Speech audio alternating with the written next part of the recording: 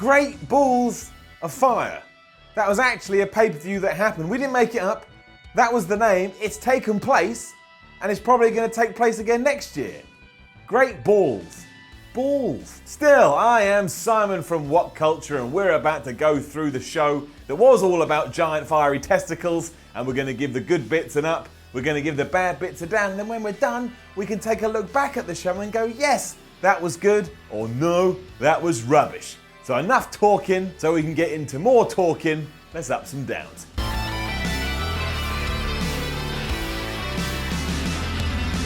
I never like starting with a down because in life, you should always be happy and you should always be positive. But Great Balls of Fire did open with Bray Wyatt versus Seth Rollins. And to be honest, it just underlined exactly what I've thought about this feud to begin with. So let's get a down. The match itself was good and Bray winning was quite the novelty because he never wins. And also, he did win by using heel tactics. He poked Seth Rollins in the eye and Seth was like, oh no, my eye, now I can't go on. So that was fine. But the story and the reason they were fighting, well, I still don't know. So I sat there the whole time going, why are they even doing this? They may as well go home and play Nintendo. So with all that said, if you are out there criticising the fact that I've given this a down because I did like the match, then you're right, but I couldn't get into it properly because of everything else around it, and therefore, it has to get a down. It's all just been so lackluster and unfocused, and depressingly, I think this looks like the feud now has to go on. I'm not sure I can take that, unless something major or something different gets added in, and it stops being about Bray Wyatt's love for the sun, whatever that was. He is the sun now, or something, and to be honest, if he is the sun, then he is a heel, because my gosh, it's too hot in the UK right now, but what? What was that about? The sun? The sun? So yeah, in terms of Great Balls of Fire itself, it was nice. But if I find myself struggling to pay attention, well then we have to say it was bad. Which brings us to the first up of the show, which amazingly is the exact opposite to everything I've just said. So Big Cast Enzo, you're getting it up. Here we had a match that was over faster than a hiccup, but because I'd bought into the story and because I'd liked everything else they'd done, this felt alright. And also, I knew that Enzo was going to get mullered in about 8 seconds. So when he did get mullered in about 8 seconds, I was like, yeah, that's what I thought was going to happen. What I did like though is that WWE understands that Enzo is a good talker, so they gave him some time to talk so he could stay over with the fans and remind us all where his main talent lies. That was good. That was a nice balance. If only we could do this with Bray Wyatt too, I think it would help no end. So he actually says stuff and I can understand what he's saying. But this was well put together. I'm quite proud of the WWE and I kind of want to see what happens next. Even though it looks like this was a one and done, and the commentators certainly pushed that idea home. Cass kicked his ass and now he can move on, but we shall see. Which brings us to another up, because I thoroughly enjoyed that tag team title Iron Man match. The problem with the stipulation to begin with is you're never actually going to buy in properly until the last 10 minutes or so, because you know exactly when the bout is going to end. So the first 20 minutes you're like, well, I don't really care what's happening here really, because I know the good stuff is still to come. But both the Hardys and Sheamus and Cesaro did come up with a number of nice spots to counteract that, and I especially like the fact the match started with a big brogue kick, Matt Hardy went down, and he got pinned in like 18 seconds, which meant Sheamus and Cesaro went one up. It was a nice surprise. From there, it was a more than solid encounter with the heels going up and up and up, and then the faces slowly fighting back. And then the finish, where Jeff Hardy was this close to tying it up, but Cesaro was just stalling for time, well, that ticked all my boxes. Whatever that means. Tick my box. What? No. It finished 4-3 in favour of the champions, and I think everybody comes out the other end feeling like they did all right. I don't know what happens with the feud now. I don't know whether it continues or not, but amazingly, I'm not bored of it. So if you want to keep going, yeah, keep on going. Also, that cut Matt suffered too. Sheesh. And it looked like Sheamus got knocked silly. Wrestling. Back to downtown though, because although Sasha Banks and Alexa Bliss did have a great match for the women's title, that finish, man, that finish, you ain't getting away with that WWE. Down. Both pulled everything out the bag, including Alexa doing that weird arm thingy she does, where she makes her arm go all weird. I can't do it. And Sasha, for the first time in ages, reminded us why she's damn talented. But after a really good back and forth, Alexa Bliss just went, you know what?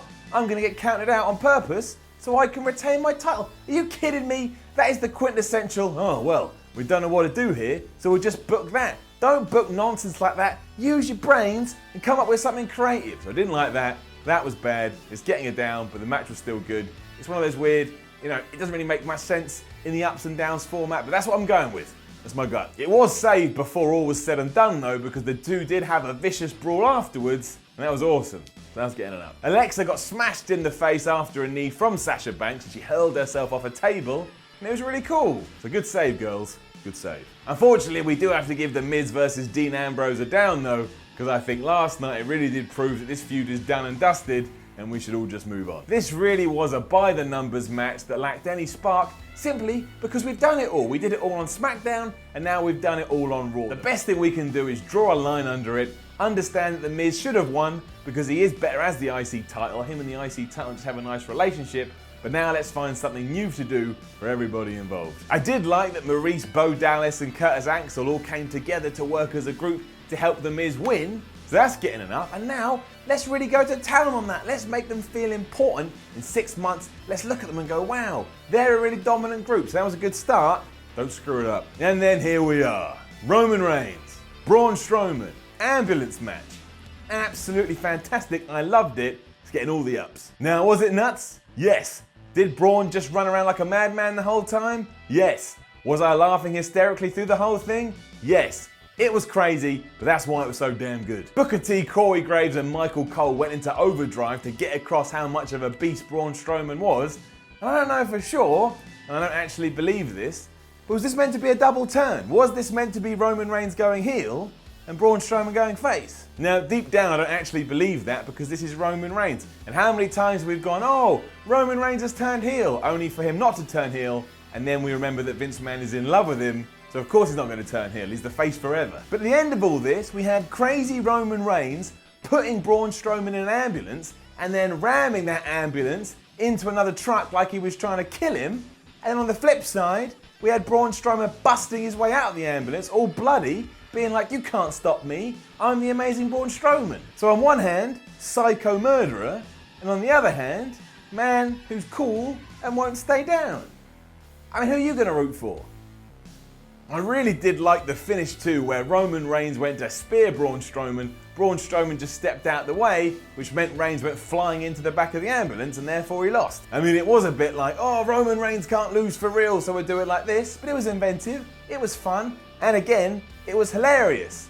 Like a wayward dart floating in the wind. All props to both guys here though, because this was fantastically entertaining, and then we had that end. I really hope this end is leading to something interesting and isn't just forgotten about on Raw later. But we'll see. I got everything crossed. Following that though, we had one of the weirdest things WWE has done in years. And it's getting it down. Apparently thinking we needed some kind of out of nowhere buffer match, Heath Slater and Curt Hawkins came out and just started to wrestle. What? Not only was this pointless enough to begin with, but the production itself didn't even focus on it. As soon as they had prepared themselves and were good to go, all focus shifted back to the back and it was all about Braun again. So why did we do this? The fire truck arriving to open the ambulance with those jaws of life thing was really cool, but just stay with this. Build the tension there. Don't distract me with other nonsense. Instead though, we just thought we'd underline the fact that Slater and Hawkins are massive jobbers. Heath won, by the way. The main event is still getting an up though, because while it didn't go as long as some people would have liked, we still had two behemoths kicking the crap out of each other and it was absolutely wonderful. There was an up. It did only go around 6 minutes, but the story here was awesome. Samoa Joe did keep locking on the Kikita clutch. Brock Lesnar would then suplex him for a while, and the way it came across was like it was a legit scrap. Like they were actually beating the crap out of each other. It even started great because Joe, before the match, got in Lesnar's face and then chucked him through a table. That's how we begun. And you know it's awesome when we begin like that. And then it soon did become choke versus suplex, but that was fine. It worked because it came across like both guys had a game plan and they were going to execute that no matter what. It went at a frantic pace, was hard hitting, and then from nowhere, Lesnar popped up, gave Joe the F5, and that was that. A bit surprising, but all the awesome. A properly fun monster match this, and we all know Joe wasn't going to win, so Lesnar retaining was fine, but the most important thing is that the Samoan one has come out the other side feeling like a massive deal and a main eventer for ages to come, and that's all we needed. So with all this in mind, I thought Great Balls of Fire was a success. I enjoyed it from start to finish, and maybe, just maybe, stupid name aside, Roman Reigns has turned heel. I mean, he hasn't turned heel. He never turns heel. But you never know. Either way, WWE, I had a great time with your massive balls. So thanks. Now don't forget to leave a comment below and let us know what you think about all of this. Like, share and subscribe. Follow WhatCulture on Twitter at WhatCulture WWE. Head on over to WhatCulture.com and read the ups and downs articles. Get different opinions. I am Simon from WhatCulture, and once again, I loved WWE's great balls that were on fire. That sounds painful.